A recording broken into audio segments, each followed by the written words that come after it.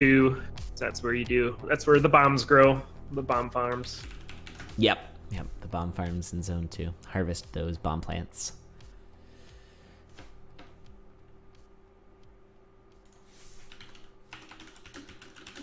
All right, should be starting very soon.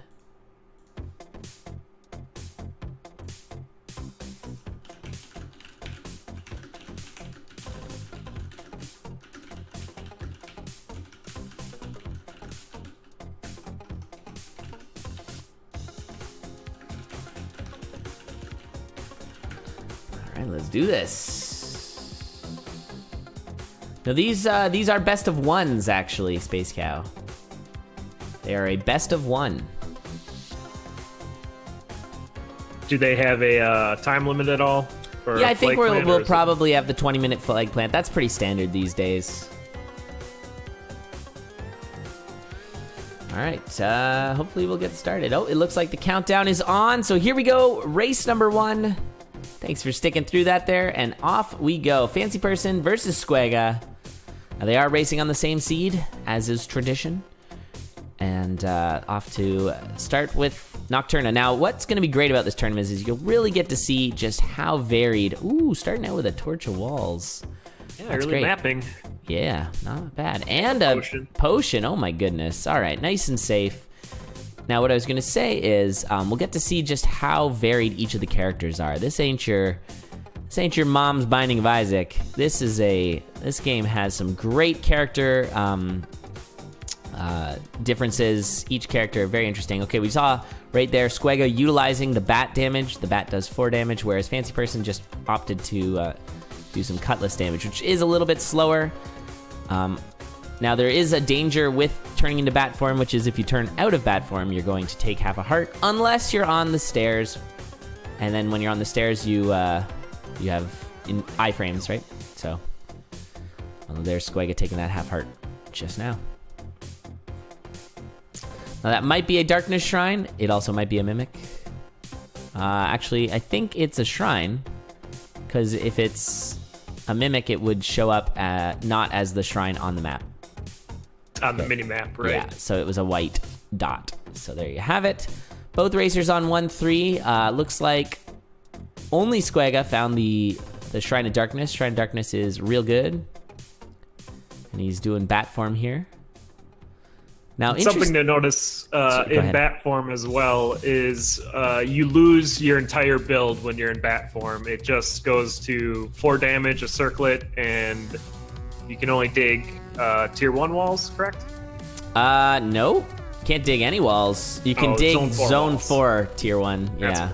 Which I guess are like tier 0.5 walls, I guess? I don't know. Fancyperson taking a big hit there from the dragon and looks to be using bat form to gain a little bit of health. You also get 5 kills and gives you a heal. The potion, of course, is still there, so that's not too bad. And, ooh, a pulse spell. That's good. A lot of racers might be reluctant to get rid of the cutlass when you're playing Nocturna. Oh, nice little steal there from Squega. He's using mostly bat form for vision, but then switches to Nocturna for the stealing, which is good. But yeah, it's hard to get rid of the cutlass because the cutlass has that extra safety and it really helps for your later boss fights. Squega taking a big dunk there. Big Minotaur hit. Yeah, that hurts. So Squega is hurting. Oh, nice little iframe swap there to the bat to fly over the mud too. Very clever play. Fancyperson with the lead. Although this race is long from over. Nocturna, one of the longest characters to race, because it's just got those 2 bosses, and when you have Zone 5 enemies everywhere, it can be a little bit technical. Praise Ham, though. Praise Ham. Maybe he's gonna fire up a little more here. Yeah, he got it. Oh, he's just going that. I thought he was farming, but no, he is taking the backdoor exit there. Meanwhile, Fancyperson rocking ahead without much. Both racers only at 3 bombs. Fancyperson, yeah, just a little bit less mapping. Still has the potion, though. Nice use of the pulse.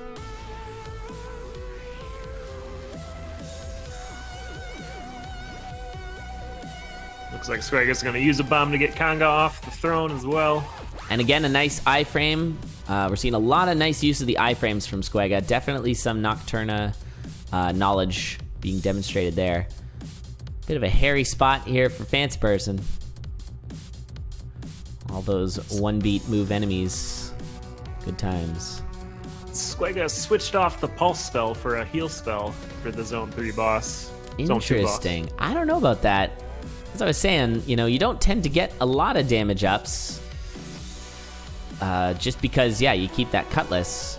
Ooh, we got the ring swap, and it's a Ring of Luck. It's a ring swap.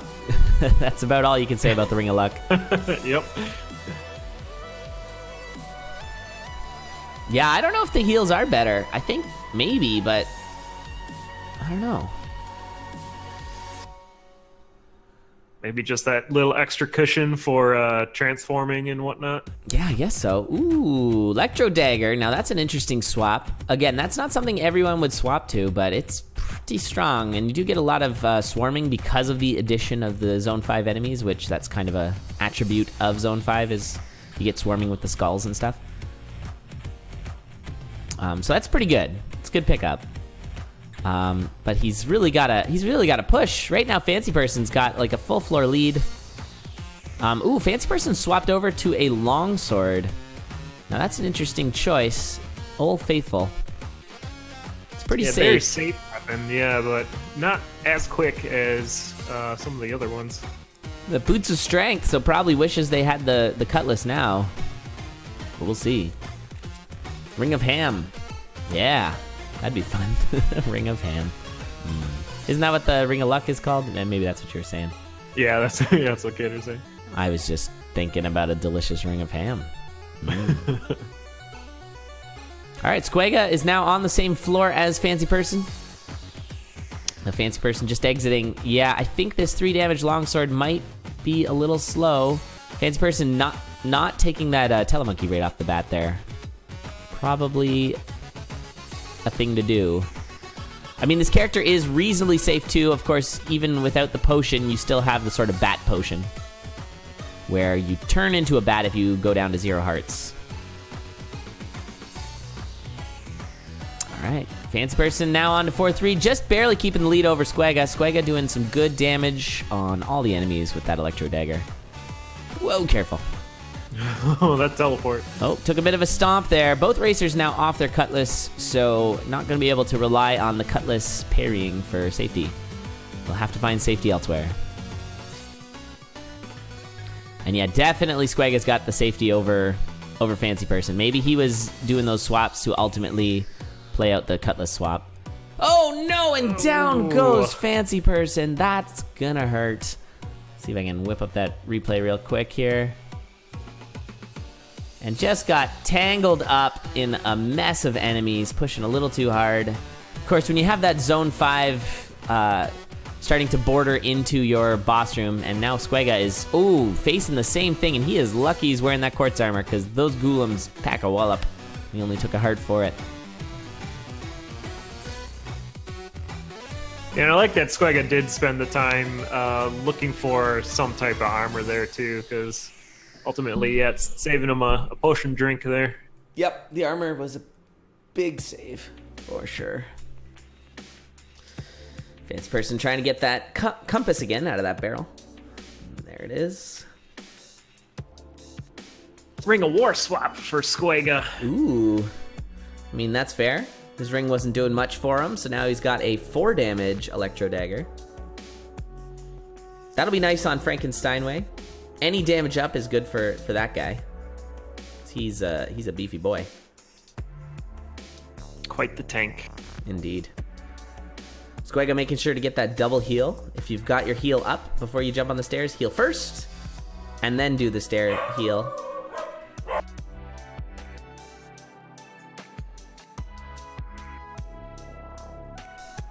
And really, Squega just needs to finish this one out calmly. Yep. Nothing is guaranteed. The final bosses can get pretty crazy.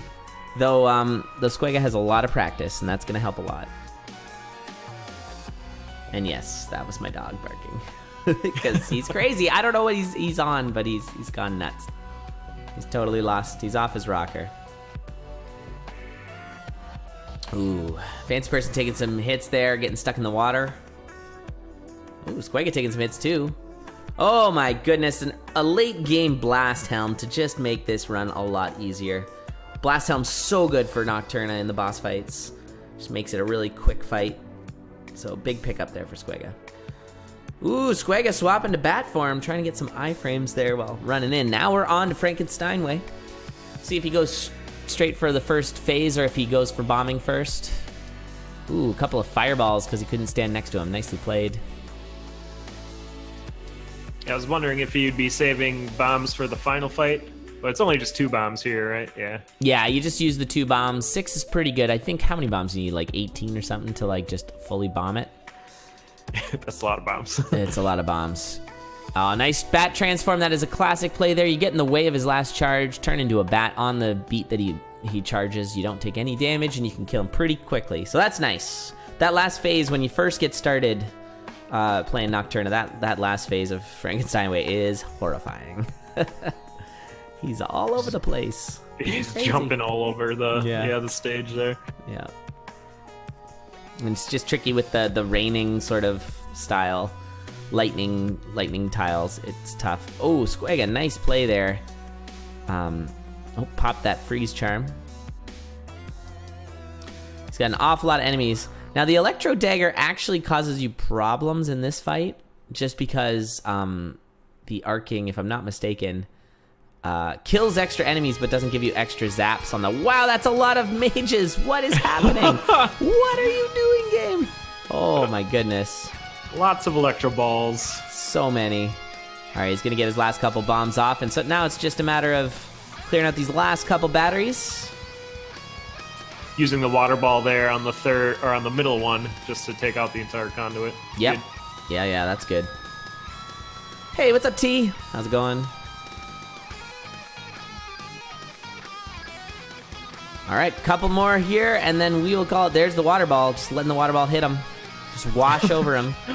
His wall pigs are ready to burst. They are, but that's going to be a GG. So 1 point to the blue team, Team Spooty Biscuit. Squega winning one for him, and that for sure is that's a good start. And so let's, of course, swap over to our Elad's big moment of the game, which, of course, is this unfortunate death on Fancyperson's side. Charging into that boss room, and I think it was just that Telemage popping him in the middle of an enormous swarm. Yeah, that Zone 5 little section was right next to the exit. That makes it, that much more scary. It really does. It really does. All right, GG's. So 1 point for Team Squega. Sorry, yeah, Team Spooty and Squega. Okay, we're in there. Okay, next character has been selected. This time I will not spoil who their character picks are, but who their player picks are, but the character is Tempo. So we're going to see Tempo next. So let's swap on over to our all-character picker here to see who they might be selecting. Who could they possibly pick for Tempo? It looks like a clear Mentos versus Ravio, but yeah, we'll see. We will see. Looks like the obvious choices. Yes.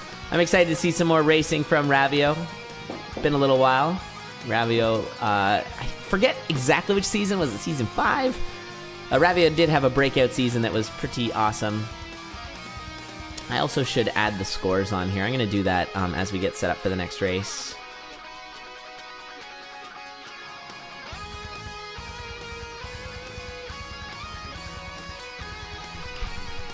Does Mentos have dashes